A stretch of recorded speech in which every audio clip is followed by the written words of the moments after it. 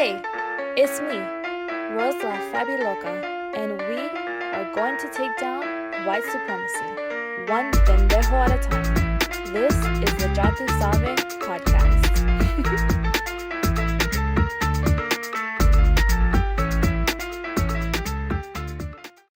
Mi gente, welcome back to the Sabe podcast, where we discuss social, political, and economic issues facing minority communities in the present day. Before we begin, if you haven't already, please subscribe to my podcast and share if you care as we take down white supremacy one pendejo at a time. Now, today's episode is going to be a discussion about how the American government is poisoning us right now in several different ways through our food and regularly used household products. This topic is extremely important because when you actually take a deep dive into our food system, from our farms to our grocery stores to your dinner table, you will begin to uncover just how careless our government is and how we have become complacent on this issue. Let's begin by discussing a few overhead points. First of all, by now most Americans are aware of the fact that nearly 3 out of every 4 of us are overweight or obese. And half of the adults in the U.S. are diabetic or pre-diabetic. In 2018, there was a study done by the University of North Carolina at Chapel Hill's Gilling School of Global Public Health, and they found that only 12% of Americans are metabolically healthy. And in a time where we are in the middle of a pandemic, a viral public health crisis, it's important to open up a wider dialogue about what is going on and what has been going on with our food. Now, it doesn't take a detective to find out this information, and I know a lot of Americans have become aware of this particular topic through helpful documentaries on Netflix like What the Health and Food Inc. But you guys know I always like to dig deeper for myself and share with all of you my findings and how we can connect these things to our everyday lives and why we should care about them, right? Because it's not enough to be aware of the information. We have to actually care about it, engage with it, let it be known within our circles, and so that we know what kind of issues we need to really be addressing very quickly, because you can make an entire long-ass list of all the issues Americans have, but we have to prioritize the most important to the least important, unfortunately. It's just the way it is. And it's not to say we can't focus on 45 different categories of issues at one time, but if there's 1,000 issues that we have in this country, 45 is only a drop in the ocean, right? So our health, you guys, our food system is a fucking problem. And it's actually, I would say, top 5, one of the most important things that we have to fix. One of the other things being the environment. The environment is at a place where all we can do is slow down our own death, essentially. So today we are discussing the everyday public health crisis we are facing as a country and planet today, as well as how the government is not only poisoning us, but our pets as well. So let's get into the meat and potatoes of this. If you don't already know, you should be seeing our country's food crisis as a pre-existing condition. It's like that. Yeah, it's like that. I know this sounds like, wait, what? Yeah. Our country's food crisis is a pre-existing condition for all of us, and it is probably a large contributing factor in the deaths we are seeing in relation to COVID-19. You see, poor nutrition leads to a poor quality diet, right? A poor quality diet means that you're not getting in the right amount of vitamins and nutrients in order to support your body's metabolic processes. Food and water are the ways in which we keep ourselves alive, right? On average, a human can survive without water for like 3 days, the max being like 8 to 10 days. This is something most of us know by now, which is directly related to the fact that adult humans are made up of 50 to 75% water, and baby humans are made up of like mostly water. It's like 78% water. So needless to say, water is extremely important as an element to the existence of human life, and therefore, what kind of water we drink and how we conserve and have a relationship with water and the planet matters very much. On the other side of diet is food, right? Now, we actually get a portion of our daily water intake needs in our food. Obviously, some of our foods have more water in it than others, like watermelon, but the food we eat and what kinds of food we eat directly affects the processes that we don't see working within us every day. Now, this is not going to be an episode about advocating for certain dietary lifestyles like keto, veganism, blah, blah, blah, because honestly, we need to be addressing our food crisis before any of these diets can actually be as useful as they're meant to be. This is not to say people every day are not losing weight with these diets, but we need to dig deeper by looking into our actual food, analyzing it, reading the labels, and understanding what those labels even mean. Because when you actually look into the ingredients and the FDA standards to certain labeling, you'll probably be shocked at how little options we actually have in stores that are seemingly chock full of options. And that is the first American fallacy I want to break down to you guys. When you walk into the grocery store, no matter what grocery store it is, Publix, Walmart, Target, etc., all of these stores are a fucking lie. Sometimes I think about the grocery store in terms of what an alien would observe if they come to our planet for the first time and saw the way we operate our grocery stores. I feel like one of the first things another life form would notice was how many options in America we have when it comes to our food in comparison to another country like Zimbabwe. We have so many options when it comes to our food that they are separated out into general categories, and we have signs pointing to the general things people can find in each aisle. Mind you, within those aisles are even more products not listed on the overhead signage and multiple products of the same shit just made by different companies. So the second thing is marketing. Everything in a grocery store is about marketing, from the customer service to the individual products. Marketing is everything if you want to compete in a grocery store. And in American grocery stores, the competition is tough, okay? Look at the cereal aisle. Look at the way the cereal aisle is one of the most competitive fucking aisles ever. Yo, those cereals be having beef with each other. Like, they're trying so hard to be the cereal. Fucking coming out with Sour Patch Kid Crunch Berries and bullshit like that. Like, they're going fucking hard. They're no joke. You know what else is a very competitive aisle? The cookie aisle. Them fucking Oreos. Shout out to Nabisco though. Nabisco be coming out with all types of flavored Oreos. I'm waiting for them to make like a fucking dog hair Oreo, honestly, because they'll make a fucking flavor off anything. It's kind of wild. This is where the power of knowledge comes in, though, and where I want to advocate for you guys to get knowledgeable about certain things in order to better your own life. You have to be willing to question everything you see and be able to see patterns and put two and two together. I remember when I watched Food Inc. when it was on Netflix in like 2015, 2016, and that was really when I got woke as fuck about our food. I was impacted by the documentary so much that I went vegetarian the next day. But the documentary also touched on things that are bigger ideas than just simply the mistreatment of our farm animals from big businesses, farmers, and the government. It showed that many of the products we see sitting on our shelves today that are labeled organic are not actually organic. Furthermore, regulation and how strict it is everything. And when you know the law, you will know how to make better choices. For example, the Food and Drug Administration is the federal agency that's responsible for protecting and promoting public health through the control and supervision of food safety, tobacco products, dietary supplements, prescription and over-the-counter pharmaceutical drugs, aka medications, vaccines, biopharmaceuticals, blood transfusions, medical devices, EREDs, cosmetics, animal foods, and feed and veterinary products. This is what they are supposed to be in place for. Now, I think by now, most of us know that the FDA allows certain amounts of rodent hair and waste, insect fragments like heads and legs, mites, mold, maggots, sick, stones, and yes, even cigarette butts are allowed in our food at the grocery store.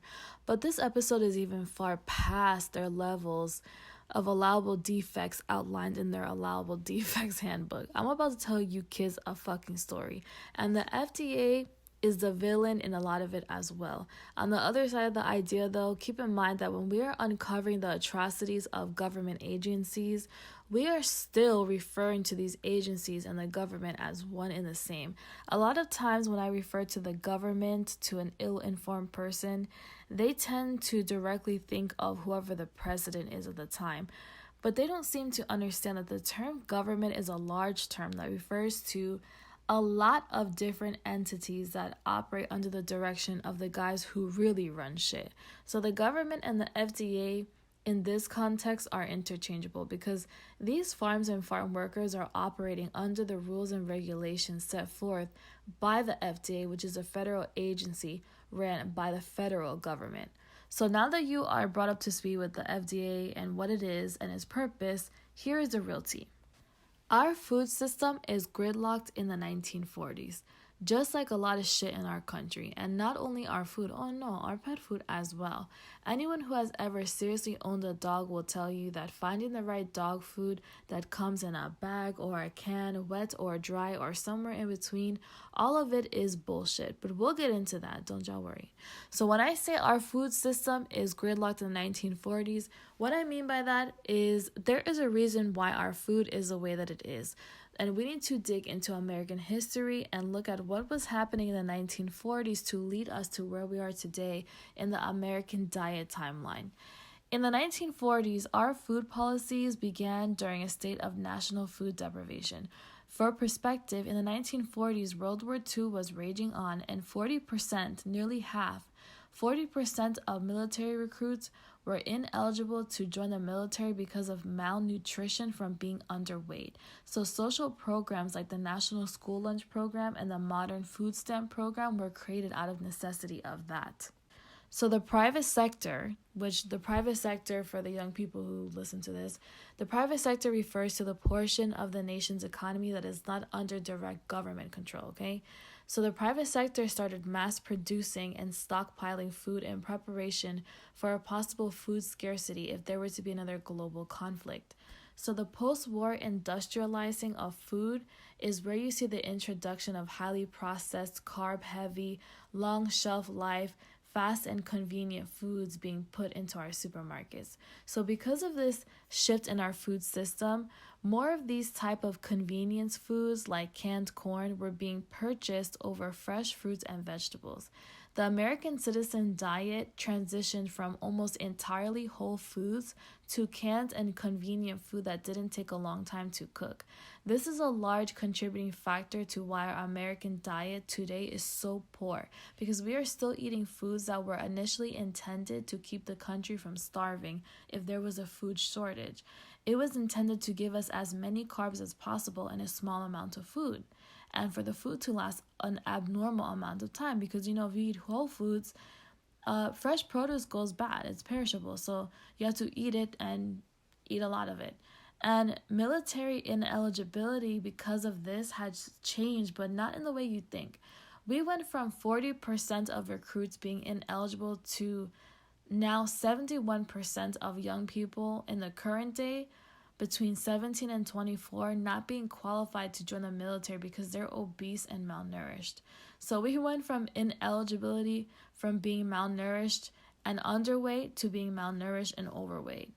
Now, I know all my American listeners are not necessarily surprised by the origin story of our fucked up diets, but you guys know that I always have to dig deeper than just an overall idea and give you some tea that people don't seem to know or research or put together.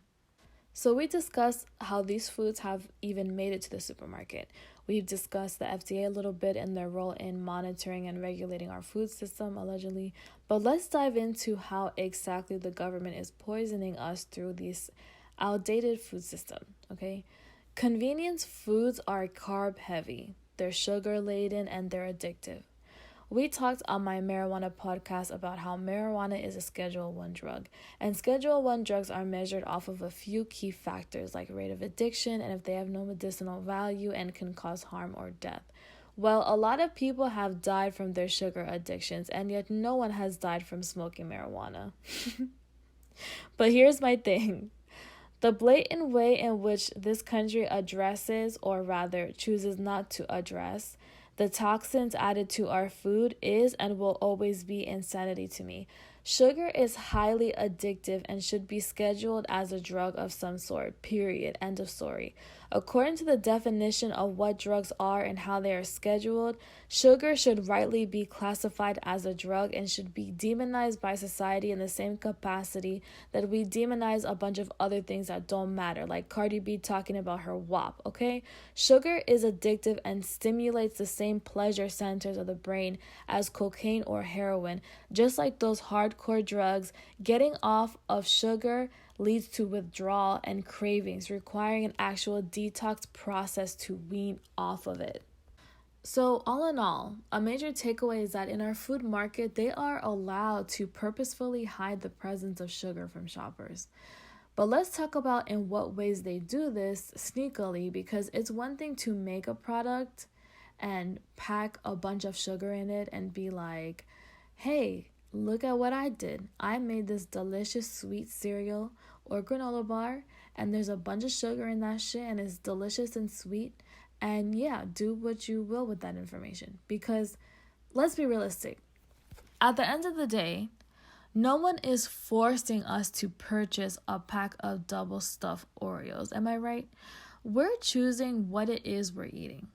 But there is a fine line between our choices and these companies' outward disregard for human life altogether. They do the thing of, well, we aren't lying about sugar, but they also aren't being upfront and are fully aware that most people don't know, like, what maltodextrin means. So here's a list of ways in which these companies are duping you in order to make $1 off your ignorance and addiction. And they're doing so in partnership with the government, who knows that poor people can't afford fresh produce and they have to go in the inner aisles. And they're the most vulnerable people of our society because of their income levels. But let's look at this list. Number 1, they use long-ass words that don't sound anything like the common term sugar. For example, maltose, panela, crystalline fructose, and maltodextrin. Number 2, they use syrups as a way to add sugar because sugar comes in many different forms, like rice syrup, oat syrup, honey, etc. Number 3, they will use multiple types of sugar in one product. Food manufacturers take advantage of the fact that ingredients on labels are ordered by the most amount of that ingredient to the least amount of that ingredient. So what they do in order to make their product appear healthier is use smaller amounts of 3 and 4 different types of sugar so that a product that actually had mostly sugar looks like it has very little. Number 4, adding sugar to foods you wouldn't expect sugar to even be in, like yogurt and spaghetti sauce. Like, why do we have all this sugar in our spaghetti sauce? Why can't we just have a classic spaghetti sauce minus the sugar? It's probably at a point now where if someone tried to give us real spaghetti sauce, we'd be like, ugh, this is nasty, because we're so used to the sugary kind. And that's the case for a lot of our food. Number 5, using healthy sugars instead. So healthy sugars are things like agave nectar. And when I say healthy, I'm putting quotations around it. Agave nectar is an unrefined sweetener, and when products contain unrefined sweeteners like agave, they have the balls to label the food with phrases like contains no refined sugar or refined sugar-free, which is just saying that it doesn't contain white sugar. How is the average person supposed to understand the difference if they've never been introduced to these ideas? Like, it's malicious as fuck. I don't know what is worse. Nabisco outwardly putting wild amounts of sugar in something like an Oreo cookie, or companies that make products that are supposed to be protein bars or fiber bars and packing it with a shit ton of sugar, so marketing it can be this idea of health when it's not. And you can't make this shit up. They really do this.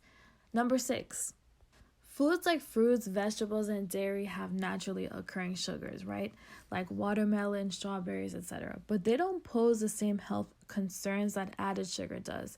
And this is mostly because foods with naturally occurring sugars like strawberries and watermelon are more difficult to eat in larger amounts in comparison to something like a can of Coca-Cola. Food labels often lump added and naturally occurring sugar together into one total amount. So this can make it really hard to determine how much sugar is added to certain products. Number 7, adding health claims to products. Manufacturers often plaster their packaging with health claims, making some items seem healthy when they're actually full of fucking sugar. And number 8, the most common examples include labels like natural, healthy, low-fat diet, and light. While these products may be low in fat and calories, they're often full of fucking sugar. So I'm telling you guys all of these different ways. Some you might know, some you might not, because here's the thing. We don't have a government that requires higher expectations of food retailers. We have extremely low standards when it comes to our food industry. And not only that, like I said earlier, what we even have is stuck in the 1940s because it's more profitable for them to make us addicted to these ingredients, so we continue buying them than it is to have genuine competition of a bunch of great healthy food. Like, how amazing would it be if companies got rid of all the bullshit and just came out with innovative and healthy ways to approach whole food eating and came out with products that, yes, were perishable, but were so delicious and healthy that it made us continue to buy them? Do you know how great and less depressed we'd feel overall if we weren't putting poison in our bodies? It's just one of the many ways our government shows us that they don't give a fuck about us and care more about money than they do about their actual people. And I'm stressing this sugar shit because this is literally just one way in which our government and our grocery stores are poisoning us. And you may think, okay, sugar is not that bad. Oh, bitch, yes it is. Because as I stated before, it's highly addicting, and the effects of long-term sugar addiction is numerous. But here are just a few, okay? Weight gain, obviously, it increases the speed of cellular aging, which is just a fancy phrase for sugar impacts the rate of aging, and thus you will die sooner and look like shit while doing so. It drains your energy because you get an immediate sugar high, but just like a roller coaster, you have to come back down eventually, and that's the sugar crash, which drains your energy. It increases your risk of disease like diabetes and heart disease and cancer, increases your skin aging, increases your risk for depression, can cause acne, which of course nobody enjoys. And if you're a woman, it heavily affects your hormones, and people like myself who suffer from PCOS and uterine fibroids know all about hormonal imbalances and the negative impacts they have on our reproductive health and periods and all that. So here's where the catch-22 is. You might come away with this information thinking, okay, all I have to do is eat fruit and vegetables instead of cookies and cake. I already know that shit. But actually, it's not that simple. You see, where you close one shitty-ass government door, another one flies open with an equally fucked up aroma. If you were to throw all the sugar-laden trash in your house out today and went to the grocery store to replace it with whole foods, you're going to enter into another stumbling block that I realize a lot of people don't take very seriously. And honestly, I don't blame them because I didn't take it seriously when it first started to be really seriously talked about and incorporated into supermarkets across the US. And that is the infamous O word, okay? The dirty O word. No, not that one. Don't be nasty. I'm talking about organic. You guys thought I was going to say something else. I used to think that organic was a hipster phrase, but upon deeper research, I realized that while eating non-organic produce is better than eating Oreos, you still should be purchasing as much organically as possible, which of course is expensive as fuck. We're talking like an extra $1 or $2 per item, depending on what it is. Now, I'm not necessarily talking about produce that has a protective layer over it that you don't eat, like bananas or oranges. I'm talking about things like strawberries and peaches, things that most of us eat the skin of. And if you don't select the organic option, there are a lot of things you can face health-wise as well. First off, there are additives that are put in our food in order to improve the texture of it so it looks more aesthetically pleasing in the grocery store.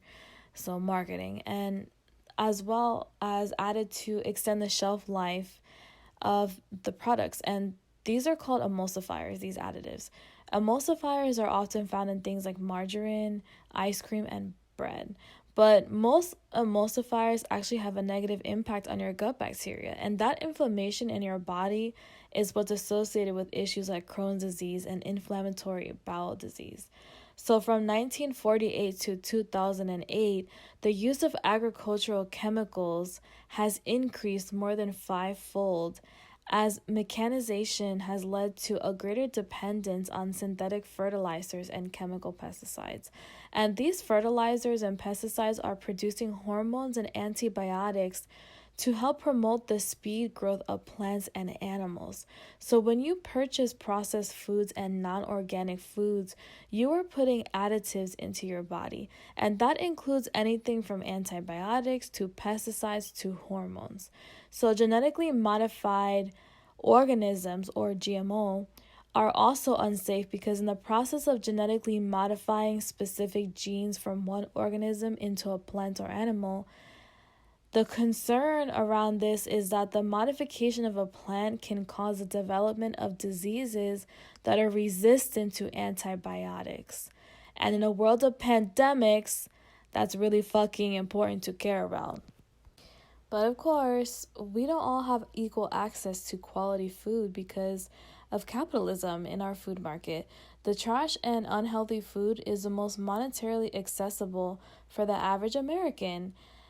And especially homes living in poverty. Like, I know people want to demonize people living in poverty and on food stamps, but they're human beings too. And for a lot of these communities, this living in poverty is a generational situation that the government has created for them. And not only that, but our government allows for the usage of social programs with funding like food stamps to include these unhealthy foods in the approved list of purchasing options. Did you guys know that 10% of SNAP dollars, the food stamp program, goes toward the purchase of sugary sweetened beverages, and that amount is around $7 billion of money towards sugar and the sugar industry. So this is a crisis that can be easily remedied if we were able to double down on the USDA and push to remove sugar-laden products like soda from the approved list and replace it with whole foods instead. Not only would this have an impact overall on the whole foods market and the farmers, but this would also have a huge impact on the individual households that are living in poverty and their overall health as it pertains to even mental illnesses like depression. One of the biggest examples I can give you guys to wrap up the GMO conversation is a product that is widely used and genetically modified, which is canola oil, the cooking oil. And while canola oil is typically marketed in the grocery store as a good for your heart product with omega-3s, it's actually one of the worst things you can incorporate into your diet. When the American Heart Association criticized the unhealthiness of the saturated fats as it relates to your heart health, they had manufacturers researching and they found rapeseed oil. But originally, rapeseed oil was very high in uric acid. So uric acid is a fatty acid that's linked to heart damage. So eventually, they refined the rapeseed oil by genetically modifying it in the 1970s by performing seed splitting.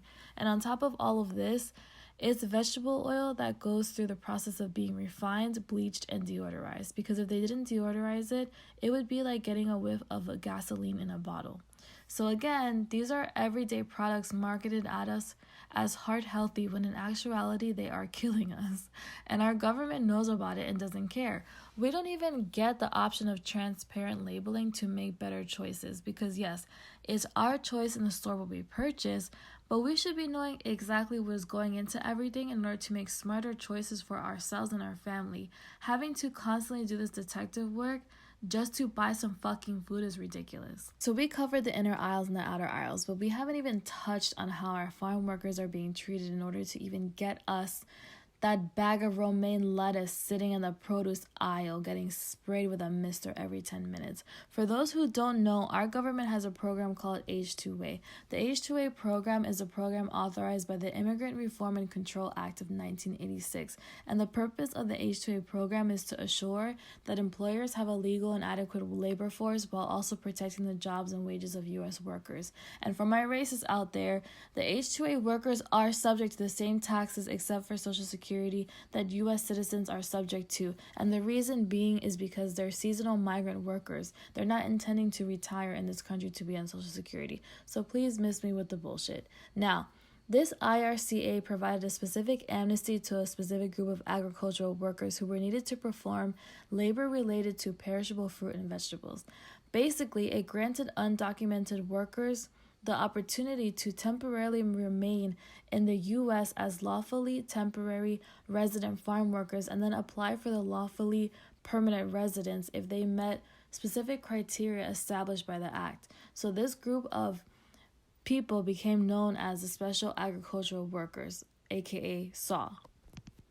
In the process of creating this program, it has not only served to exploit the economic disparities in countries like Mexico, Jamaica, and the Caribbean overall, but it's also exploited the individual farm workers when they're applying to work here and exploiting and abusing them even when they are actually working here finally.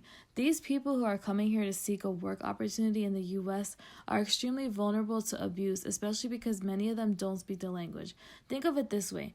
Look how vulnerable all of you are to abuse by our government, and you didn't even know it, because between our education system and us being overworked, many of you had no idea half the shit going on in the United States is just a reaping of seeds sown in the early 20th century.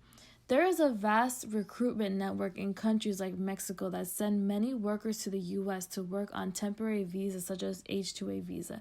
It is a regular occurrence for recruiters from U.S. companies to tell the job seekers in Mexico, for example, that they must pay hundreds of or thousands of dollars in fees to, quote, get their name on the list in order to have a shot at getting a guest worker visa. And a lot of these recruiters play on the fact that a first-time job seeker doesn't know the process and that the practice of this is illegal. So they invest in what they think is a promise for a better future and become indebted to making big-ass payments, not realizing this is how they go down a slippery slope of exploitation that never ends. Not only does the United States government exploit the economic conditions in the Caribbean and in countries like Mexico, but once these H-2A visa workers are here, they are cramped up into rundown trailers and severely underpaid. Not only that, it's not uncommon for underage children to also be put to work on these different fields. While this may not be the slave days where a white man on a horse is whipping the backs of migrant workers, the days are long and the work is hard.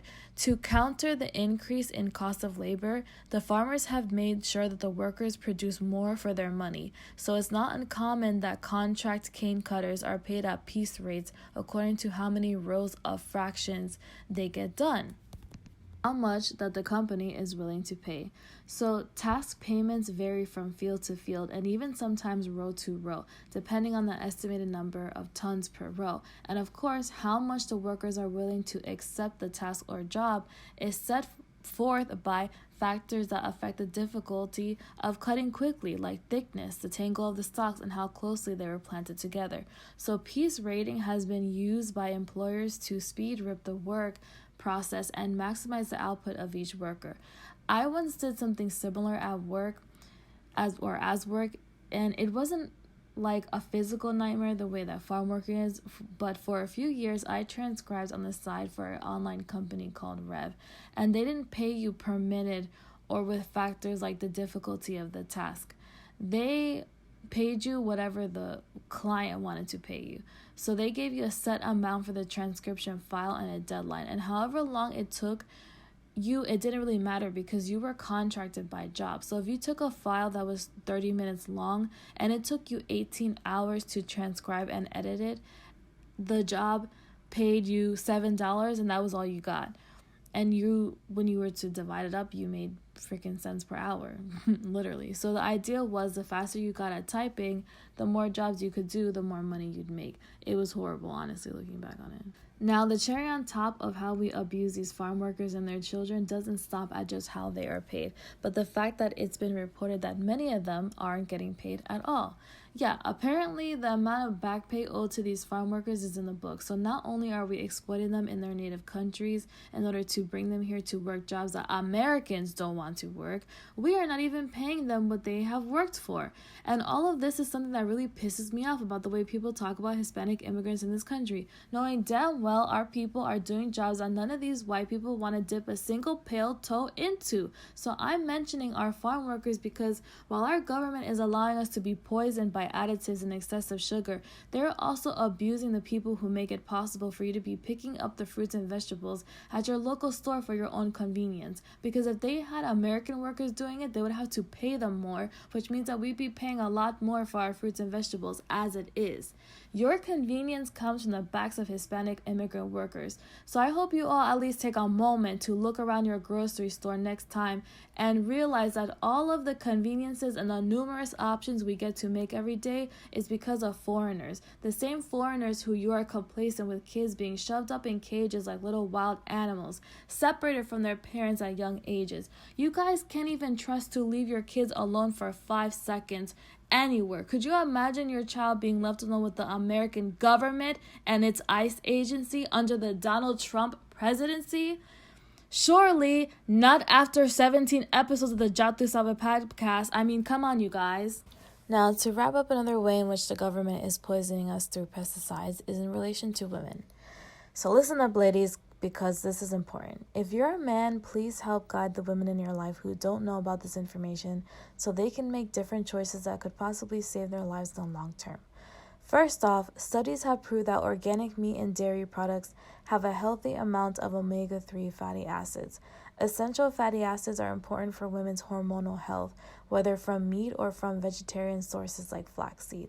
Women in particular are vulnerable to the health effects associated with not eating organic, grass-fed meat only, because otherwise they're adding xenoestrogens and other harmful antibiotics that are injected into the animals like cows, and that is going into their body. Not only do we need to be eating organic foods because of the pesticide and additives, but we are also supposed to be purchasing organic beauty products and cosmetics as well as staying away entirely from toxin-filled products for home cleaning.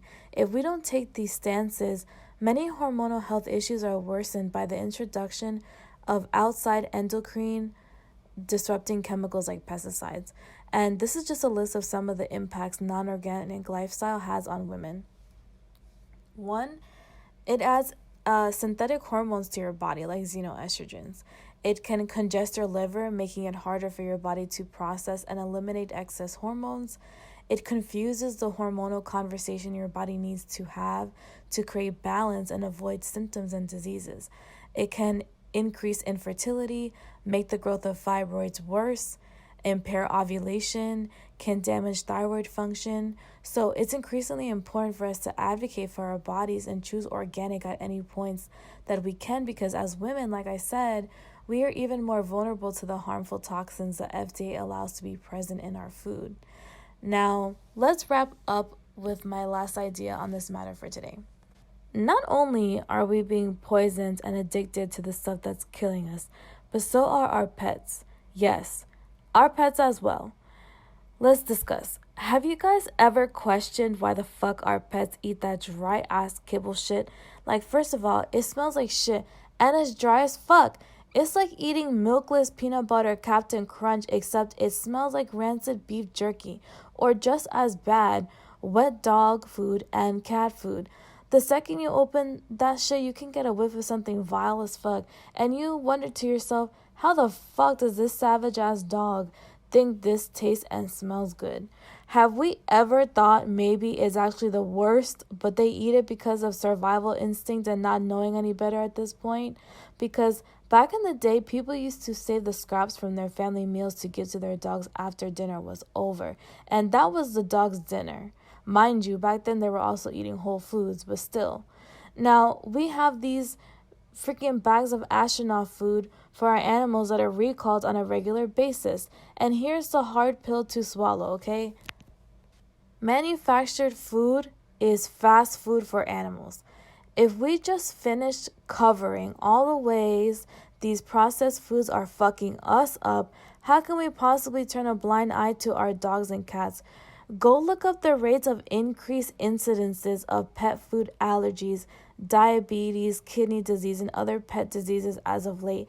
And it's not just an environmental factor or something in the water, okay? We are also suffering. They're suffering in the same way that we are suffering, except they don't have the platform to talk about it. They're just being poisoned by us.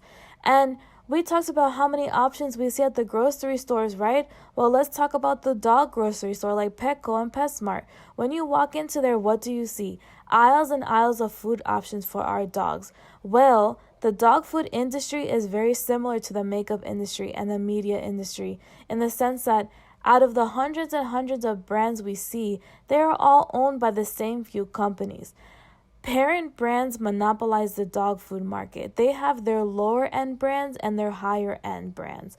But regardless which one you go with, they're both shitty for your pet because they are both consisting of processed dog food. The way these dog food brands pretend to compete with each other is laughable because they're basically the equivalent of someone looking in a mirror and having an argument with themselves about which is better, knowing damn well the person in the mirror and the person standing in front of it are the same damn person. And all they're doing is trying to hype and heighten the competition through marketing, but in real life they are winning either way regardless of which you end up going with because it's all the same company. And the fucked up part about how we feed our pets is the fact that they have zero say in the matter. It's entirely dependent on us as pet owners to do the research, to know better, and give them the diets they deserve. And maybe if we do this, they will evolve to live longer. We have no idea. We're not even giving them a fucking chance. So because it's processed food, it should come to no surprise to you that what's most in our pet's food is actually sugar and forms of sugar. Not only that, but grains, carbs, and sugar sources, and a drop of protein most times. But it's mostly sugar. Even more horrifying, the food is often full of GMO corn that is still being called legally okay because of how low the standards for pet food is. You think our human food standards are low? They are, but pet food is even lower.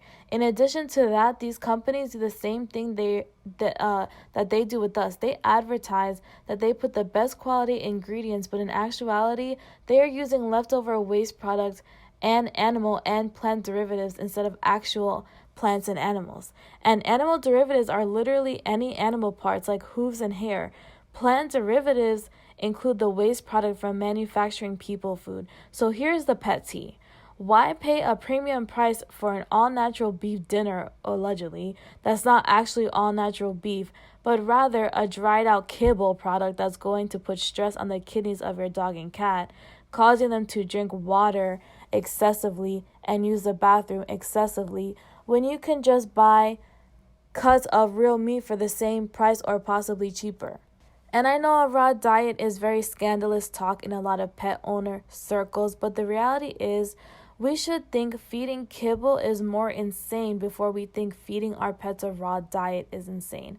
The only real problem I have with a raw diet is how damn expensive it is to keep up with, to be honest. But since learning all of this, my senior dog has gone from a life of kibble to a soft wet food diet. Not only has she used the bathroom significantly less, because she was going excessively before, she doesn't suffer from excessive thirst anymore. Now she drinks normal amounts of water, and this is because wet dog food contains a little more water content in it than kibble does.